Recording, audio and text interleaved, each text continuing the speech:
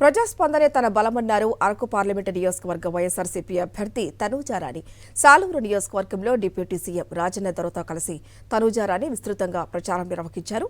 పలు గ్రామాల్లో ఇంటింటా ప్రచారం నిర్వహించిన తనూజారాణికి స్థానికులు ఘన స్వాగతం పలికారు. మరింత సమాచారాన్ని మా కరెస్పాండెంట్ యుగంధర్ అందిస్తారు. అరకు పార్లమెంటు నియోజకవర్గంలో వైఎస్ఆర్ కాంగ్రెస్ పార్టీ అభ్యర్థి తనూజ విస్తృతంగా పర్యటిస్తున్నారు, ప్రచారం కూడా నిర్వహిస్తున్నారు. ప్రజల ఆదరణ ఎలా ఉంది, మిగతా నాయకుల తాలూకా సహకారం ఎలా ఉంది, ఈ విషయాలన్నీ కూడా మాట్లాడదాం. మీరు తొలిసారిగా ఎన్నికల బరిలోకి దిగారు, అత్యంత పెద్ద కాన్స్టిట్యున్సీ అరకు పార్లమెంట్ కాన్స్టిట్యున్సీ. ఎట్లా అనిపిస్తుందండి ఇదంతా తిరగటం, మీకు సహకారం ఎట్లా?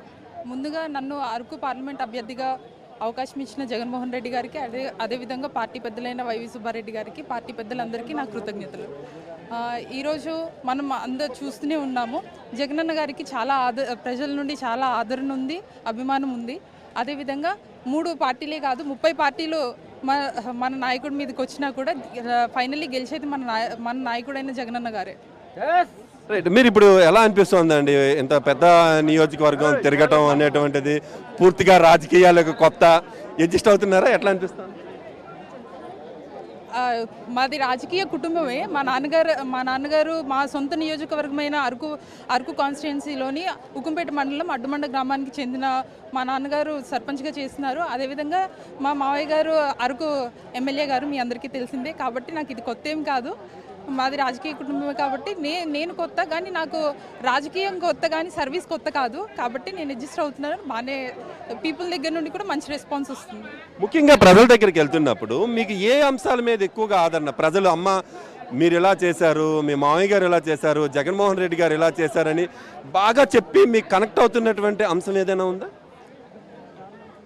జగనన్న తీసుకొని వచ్చిన నవరత్నాలు అండ్ ఆయన తీసుకొచ్చిన జగనన్న గారు తీసుకొచ్చిన వెల్ఫేర్ స్కీమ్సే మాకు ఇప్పుడు శ్రీరామ రక్ష అనేసి నేను చెప్పచ్చు. ముఖ్యంగా మీరు ఇప్పుడు ఏ అంశాలని ప్రధానంగా ఈరోజు ఫోకస్ పెట్టి ప్రజల్ని ఓటు అభ్యర్థించేటువంటి పరిస్థితి ఉంది?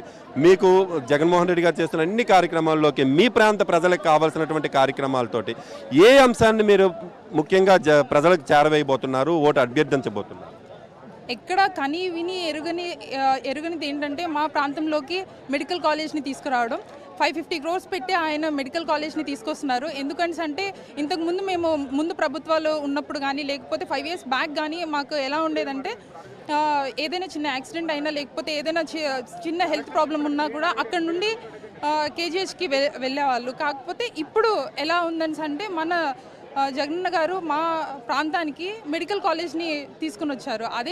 అది చెప్తూ అండ్ ఆయన జగనన్న గారు ఇంట్రడ్యూస్ చేసిన వెల్ఫేర్ స్కీమ్స్ ఎన్నో ఉన్నాయి, అందులో నవరత్నాలు కూడా ఉన్నాయి. అవన్నీ చెప్పాలి అని అంటే అవన్నీ మాకు శ్రీరామ రక్షణే. అవి తీసుకుని వచ్చి మేము ఓట్లు అడుగుతున్నాం. ప్రధానంగా 2 జిల్లాలు, ఒకటి అల్లూరు సీతారామరాజు జిల్లా, మరోవైపు పార్వతీపురం జిల్లా, 2 కొత్త జిల్లాలు. మీకు సవాల్గా అనిపించట్లేదా? ఈ సవాల్ని ఎలా అధిగమిస్తారు?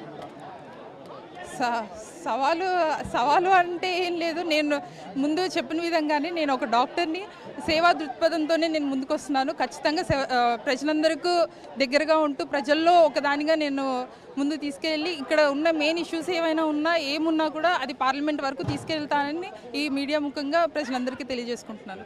ఇది తనూజ గారి తాలూకు అభిప్రాయం. ముఖ్యంగా 2 కొత్త జిల్లాల్లో పనిచేయడం అనేటువంటిది సవాల్గా తీసుకోవట్లేదు, ఎందుకంటే వైద్య వృత్తిలో ప్రజలందరికీ దగ్గరగా ఉన్నాను, మరోవైపు రాజకీయ నేపథ్యం కుటుంబం నుంచి వచ్చాను కాబట్టి తప్పనిసరిగా ఈ ప్రాంతం అంతా కూడా కలిగి తిరుగుతాను, ప్రజలకు కన్విన్స్ చేసి ఓటు అభ్యర్థించగలని చెప్తున్నారు. వీడియో జర్నలిస్ట్ ఈశ్వర్తో యుగంధర్, సాక్షి టీవీ, పార్వతీపురం మన్యం జిల్లా నుండి.